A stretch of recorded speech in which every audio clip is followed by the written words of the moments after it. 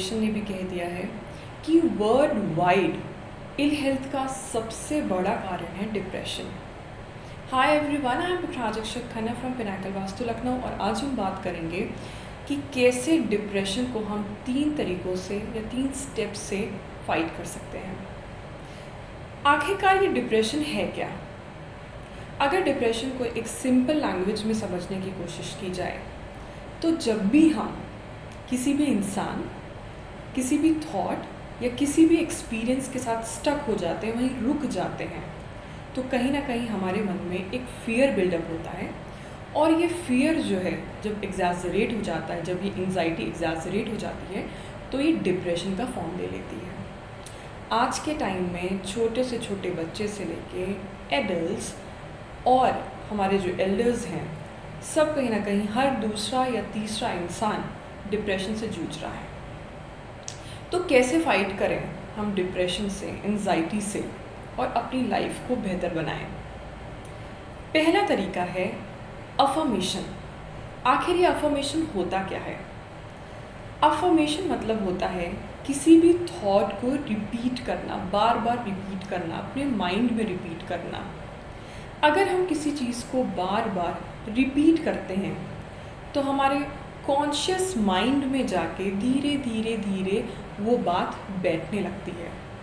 लेकिन हमारे रिसर्च ने प्रूव किया है कि अगर हम किसी भी तरह का एफर्मेशन, किसी भी तरह का रेपिटेशन करते हैं तो कम से कम वो हमको 40 डेज़ करना होगा, because it takes 40 days to make a cycle जो हमारे थॉट प्रोसेस में जाके फिट हो सके। अब हम कैसा एफर्मेशन कर सकते हैं? जैसे कि आपको रेगुलर बेसिस पे अपने आप को एफर्म करना है, चाहे बोल के, चाहे लिख के, कि I am happy, I am happy.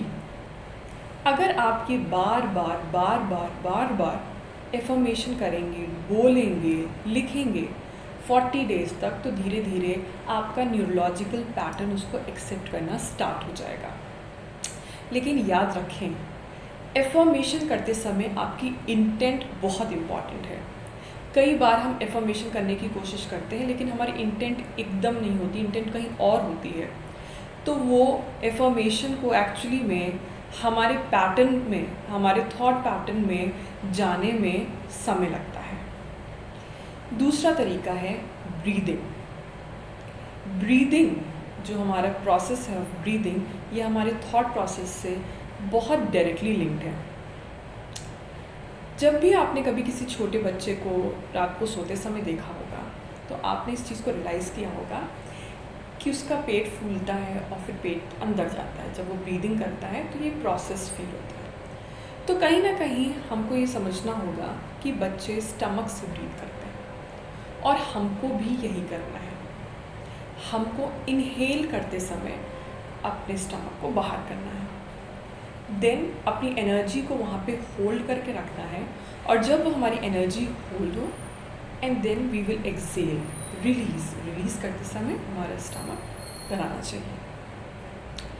अब देखते हैं, वेरी इम्पॉर्टेंट, कि वास्तु की मदद से किस तरह हम डिप्रेसिव टेंडेंसीज, एंजाइटी को अपनी लाइफ से दूर कर सकते हैं। वास्तु में 16 जोन्स में जो सबसे डायरेक्ट जोन डिप्रेशन को बताता है, that is west of north west zone.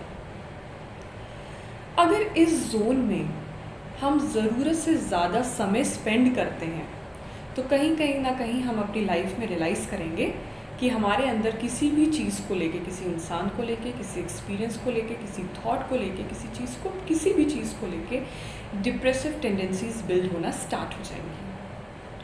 आपको अवॉइड करना है वेस्ट नॉर्थ वेस्ट में अपना बेडरूम, बेड का प्लेसमेंट।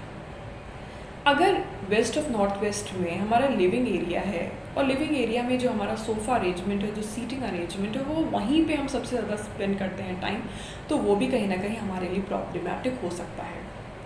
आपकी कोई भी पर्सनल बिलोंगिंग जिससे आप बहुत रिलेट करते हैं, कोई पिक्चर, कोई ऐसे इंसान की पिक्चर जिसको आप बहुत पसंद करते हैं, अगर वो वेस्ट नॉर्थ वेस्ट में है तो कहीं ना कहीं आपके लिए डिप्रेशन का बहुत बड़ा कारण बनेगी। इसी के साथ साथ हमारे लिए बहुत ज़रूरी है कि हम वेस्ट नॉर्थ वेस्ट को बैलेंस करें। बैलेंस कैसे करना है? वहाँ से हमको किसी भी तरह का एंटी एलिमेंट्स को हटाना और एंटी कलर्स को हटाना है।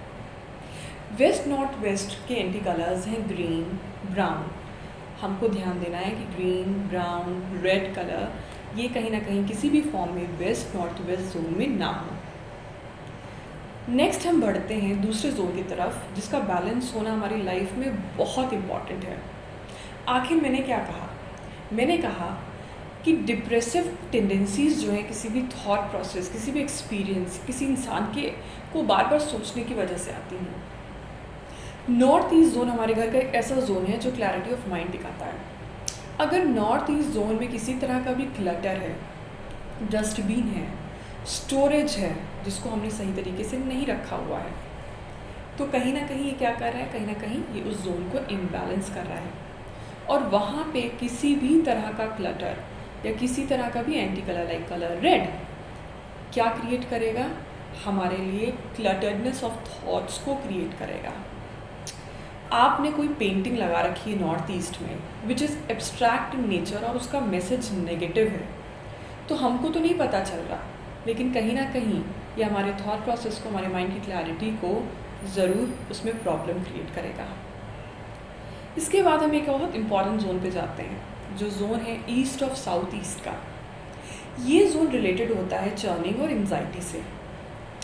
अब अपनी लाइफ में किसी भी चीज़ को, किसी भी गोल को रियलाइज़ करने के लिए एक लेवल ऑफ थिंकिंग, चर्निंग तो बहुत ज़रूरी है, लेकिन over thinking, over analysis, over churning of mind again creates what? Again creates anxiety. और यही एंजाइटी लेटर ऑन लाइफ में डिप्रेशन को भी लीड करता है। साउथ जो हमारा जोन होता है, it is actually the zone of fire. Fire हमको क्या देता है? फायर हमको स्ट्रेंथ देता है। अगर इस जोन में किसी भी तरह से वाटर एलिमेंट आ जाता है या वाटर एलिमेंट का कलर आ जाता है, दैट इज़ ब्लू और ब्लैक, तो वो कहीं ना कहीं क्या करेगा? वो कहीं ना कहीं वहाँ की फायर को डिस्ट्रॉय करेगा। और फायर को डिस्ट्रॉय करना मतलब हमारे कॉन्फिडेंस को डिस्ट्रॉय करेगा। और कहीं हम अपने दिमाग में देखेंगे कि हम बहुत एंजाइटी फील करते हैं। अगर हम ईस्ट और साउथ ईस्ट में ज़रूरत से ज़्यादा समय स्पेंड करते हैं, तो हमारे अंदर fear, anxiety, depressive state build होना स्टार्ट हो जाएगा।